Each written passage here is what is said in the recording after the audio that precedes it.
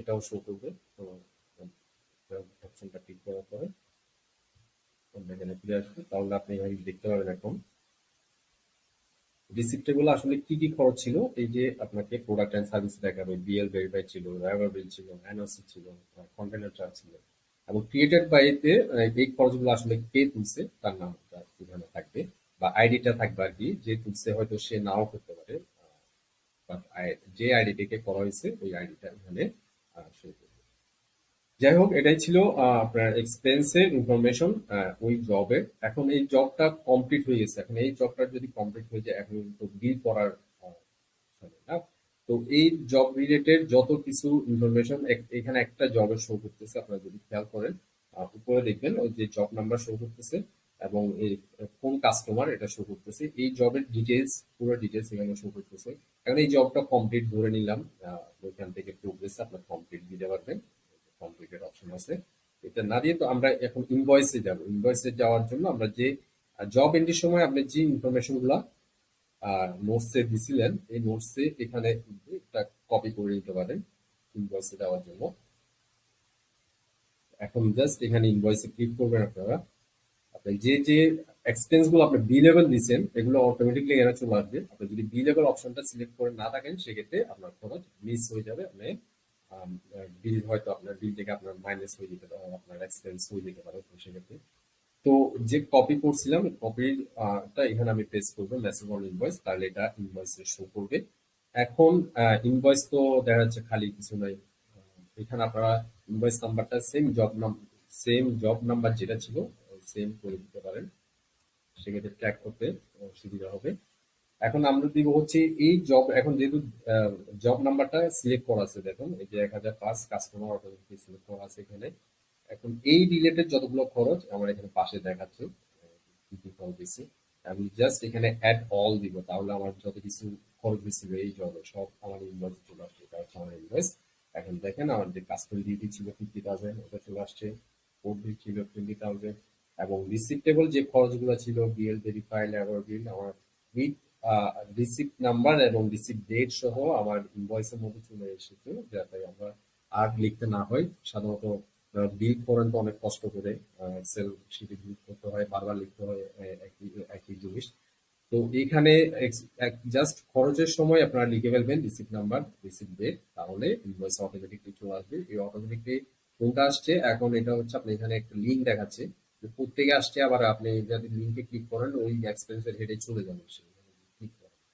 যাই হোক, এটাই ছিল বিলের প্রসেস। তো এখানে আরেকটা জিনিস যেটা আপনার কোয়েশ্চেন করতে পারেন হয়তো, যে আমি যা খরচ করছি তাই ইনভয়েস আসছে, তাহলে আমার এখানে আমার প্রফিটটা কিভাবে আসবে, বা আমি যে আপনার প্রফিট কিভাবে করবো প্রফিট। এটা এটা মেনু, এটা আপনার যেটাই আপনার চেঞ্জ করতে চান এখানে চেঞ্জ করতে পারবেন, এটা কোনো সমস্যা হবে না। যেমন এখানে বললাম আপনাদের সিএনএফ কমিশন থাকে, তাইলে এখানে আপনি সিএনএফ কমিশনটা অ্যাড করবেন। এটা আমি ম্যানুয়ালি অ্যাড করে দিব। জাস্ট ধরলাম আমরা 10,000 আপনি এখানে কমিশন পাবেন। তো সেক্ষেত্রে আপনার বিলের অ্যামাউন্ট এখন 1,02,500 টাকা হয়ে গেছে। তো এইভাবে করে আপনারা যদি মিস খরচ থাকে, আপনার মিস খরচ থাকবে, তো মিস খরচ হয়তো 10,000 টাকা, তো সেটাকে আপনি এখানে বাড়াই দিতে পারবেন, 15,000 করে যাতে আপনার প্রফিটটা করতে পারেন। এবং আপনি এইখানে আপনার যত ইনফরমেশন ইনভয়েসের আরো বিল অফ এন্ট্রি নাম্বার, আরো হাবিজাবি ডলার অ্যামাউন্ট যত কিছু লাগে আপনি এখানে দিবেন। দেওয়ার পর আপনি এখন প্রিভিউ দেখতে পারেন যে এটা আসলে ইনভয়েসটা কিভাবে প্রিন্ট হবে, বা আপনারা প্রিন্ট নিতে চাইলে বা এটাকে আবার আরো অন্যভাবে কাস্টমাইজ করতে পারেন। এটা হচ্ছে বিলটা প্রিন্ট করলে আপনাকে এভাবে দেখাবে, আপনার কোম্পানির নাম দেখাবে, এখানে কাস্টমারের নাম দেখাবে, এখানে invoice number, job number same, এবং ডেট দেখাবে, টার্মসটা অপশনাল। আর এখানে ইনভয়েসের ডিটেলস দেখাবে যে আপনারা আসলে কি কি সার্ভিস দিচ্ছিলেন ওই ক্লায়েন্টকে। তো আপনাকে স্পেসিফিকলি দেখাবে আপনার with receive number and receive date সহ, এবং অ্যামাউন্ট গুলো দেখাবে, এবং ব্যালেন্স, টোটাল ব্যালেন্স দেখাবে। এবং এই ক্ষেত্রে আপনার যদি এই জবের জন্য আপনি অ্যাডভান্স নিয়ে থাকেন, তো এই অ্যাডভান্সটাও এখানে অ্যাড করা যাবে, সমস্যা নেই। এটা আবার অন্য একটা ভিডিওতে দেখাবো আমি। আপনার জাস্ট অ্যাডভান্সটা তো আগেই রিসিভ হয়ে থাকে, তো ওইটা ক্লায়েন্টের লেজারে থাকবে।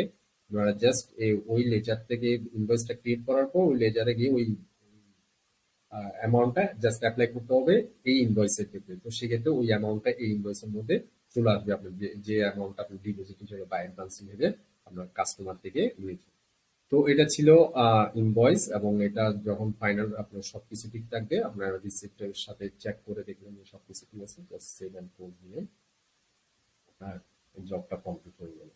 এই যে একটা জব আপনার কমপ্লিট হয়ে গেল, এবং এই যে আপনি যদি এই জবে যান আপনার এখন ইনকাম এক্সপেন্স আপনাকে এভাবে দেখাবে। এই একটা জবের ইনফরমেশন যে আপনি এখান থেকে ওই জব থেকে ইনকাম করছেন আপনি 1,02,500 টাকা, এবং আপনার এই জবের খরচ হয়েছে 92,92,500 টাকা। আপনার এখানে 10,000 আপনি প্রফিট করছেন, যেটা আপনার ইনফরমেশন ছিল। আমার এক্সপেন্সে আপনি ডিটেলস এক্সপেন্স গুলো জব ওয়াইজ দেখতে পারবেন। ক্রিয়েট হওয়ার সাথে সাথে এখানে কিন্তু লেজারটাও ক্রিয়েট হয়ে যাবে। আমরা যদি ওই ইনভয়েসটাকে চেক করি, আমরা কাস্টমার ট্যাবে যাব, ওই কাস্টমারের লেজারে এই ইনভয়েসটা হিট করছে কিনা আমরা একটু চেক করি।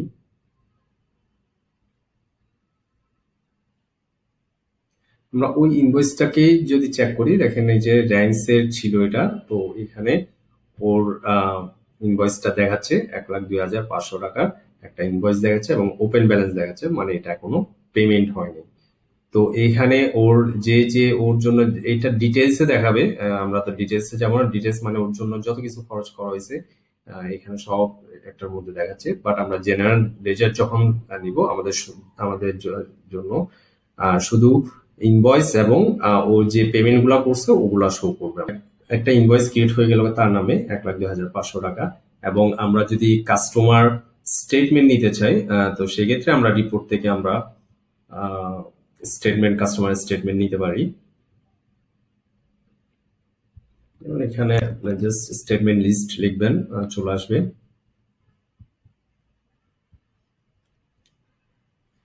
স্টেটমেন্ট লিস্ট যখন আসবে, আপনারা যে কোনো কোম্পানির কোনো কাস্টমারের স্টেটমেন্ট নিয়ে থাকেন ওগুলো এখানে শো করবে। তো একটা স্টেটমেন্ট আমরা ওপেন করে দেখি আসলে স্টেটমেন্টটা দেখতে কেমন হয়। তো স্টেটমেন্টটা হচ্ছে আপনার যে ইনভয়েস গুলা করছেন ওগুলা দেখাবে, এবং কাস্টমারের যে টাকাগুলা দিচ্ছে ওগুলো এখানে দেখাবে, এবং নিচে দিয়ে ওর যে আপনার এজিং বলি আমরা, রিসিভেবল এজিং মানে আমরা 30 ডেজ এর কত টাকা, 60 ডেজ এর মধ্যে কত টাকা, বা 90 ডেজ পার হয়ে গেছে এরকম ইনভয়েস কয়টা, এগুলা অটোমেটিকলি দেখাবে। এখানে আপনাকে কোনো কাস্টমাইজ কিছু করতে হবে না, জাস্ট আপনার এইভাবে দেখাবে। আপনি যদি প্রিন্ট প্রিভিউ দেন, এটা আপনার যদি প্রিন্ট নিতে চান তো সেক্ষেত্রে এইভাবে আসবে। আপনার যদি অনেকগুলো ট্রানজেকশন থাকে সেক্ষেত্রে অনেকগুলো পেজ থাকবে, এখন যেহেতু ট্রানজেকশন কম ইনভয়েস গুলো দেখাবে এবং পেমেন্ট গুলো দেখাবে ডেট ওয়াইজ। তো এই সিস্টেমে আপনি আসলে আহ, আপনার সিএনএফ অপারেশনটা আপনি এই সফটওয়্যার দিয়ে করা সম্ভব। যদি আপনার স্টাফে সিএনএফ অপারেশন মেনটেন করা এখানে অ্যাকাউন্টিং সফটওয়্যারে সম্ভব। আর যদি আপনার প্রতিষ্ঠানে ভালো অভিজ্ঞ স্টাফ থাকে, অ্যাকাউন্টসের স্টাফ থাকে, সেক্ষেত্রে আপনারা ইউজ করতে পারেন। এবং যারা অপারেশনাল স্টাফ থাকবে, যারা খরচ তুলবে, তারা তো আসলে এত সবকিছু করবে না, তাকে শুধু ট্রেনিং দিতে হবে, তার খরচটা সে কিভাবে এন্ট্রি দিবে জাস্ট ওইটুকু তাকে ট্রেন করা হবে। বাকি গুলো ওর ঢুকতে পারবে না, ওর অ্যাক্সেস থাকবে না, এরকম ওকে রেস্ট্রিক্টেড দিয়ে দেওয়া হবে। তো সেক্ষেত্রে আপনার বিজনেস ইনফরমেশনটাও সেফ থাকলো, এবং আপনি এখানে প্রাইভেসিটাও মেনটেন হলো। তো এইভাবে করে আপনারা চাইলে সিএনএফ যারা বিজনেস আছে, আপনারা যদি অ্যাকাউন্টিং সফটওয়্যারে যেতে চান আপনারা ট্রাই করতে পারেন। এবং এটা নিয়ে আপনার একটা আইডি খুলে আপনারা 1 মাস এটা ট্রায়াল বেসিস ইউজ করা যায়। তো সেক্ষেত্রে আপনারা 1 মাস এটা ট্রায়াল, আপনার কোনো টাকা পয়সা খরচ না করে আপনারা নিজেরা ট্রায়াল করে দেখতে পারেন আপনাদের প্রতিষ্ঠানের সাথে যায় কিনা। Thank you so much for watching.